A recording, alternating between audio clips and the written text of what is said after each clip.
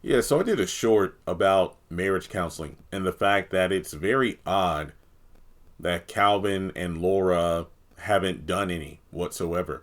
But then I began to think about it because, in terms of marriage counseling, depending on the therapist or the counselor, they would dig deep in order to find the root of any sort of issues and probably bring to the surface things that one or both parties never wanted to, unbury, so to speak. And personally speaking, just based on Calvin and all the conversations we've had regarding his intentions with Laura, like why is he kind of speed running the relationship? Why does it feel like he's bouncing from, hey, I just had my divorce finalized to I'm ready to get married again? I think it's a mix of, one of those situations. Hey, you know what? I want to flaunt it in Miranda's face that you left me, but I'm moving on. And then we recently discovered that he still loves Miranda, even though he's about to marry Laura as well. And part of me feels that if he actually gets into a situation where, hey, you know what, I have to be honest, and that therapist is going to dig deep. He's going to dig deep. And then what if he has to or accidentally slips up in front of Laura about still loving Miranda? Because what if Laura brings up issues about Miranda being a presence and whatnot? And, Calvin uses, well, hey, Laura, she's still the mother of one of my children, So, and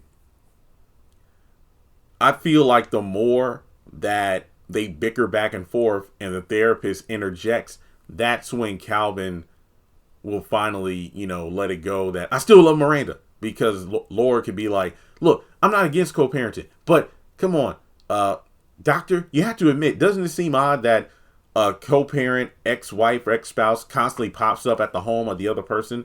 And let's not even get to the root of the family issue where, yeah, I get it. That's his parents' house. I can't control who comes and who goes. But the fact that the former daughter-in-law is over there and invited and, has quality time with her former in-laws more than me, the future in-law, it just speaks volumes. So I think Calvin probably knows in his heart of hearts, if he was put into a situation where he'd have to be honest about himself and why he's with Laura and why it feels like things are moving too fast, it's due to the point that he wants to throw it in Miranda's face. And in terms of the family issues, he probably doesn't want to deal with it because I think back to that episode earlier this season where that I guess the administration or the administrator from the school that the boys attend came over to explain that Junior was on suspension and academic suspension and probation. I think that was the two phrases there. But basically, she recommended therapy because, he seems to be getting in trouble a lot. And Calvin kind of scoffed at it until Laura's like, no, we'll consider it. And, Calvin didn't think too much of it because obviously he's never done it before because that's not how he was raised.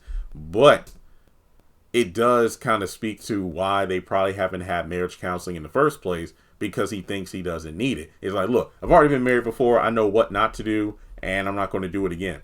I don't know, dude, because you kissed the Hernandezes, that the daughter, the Hernandez family that lived like right across the street from Curtis and Ella.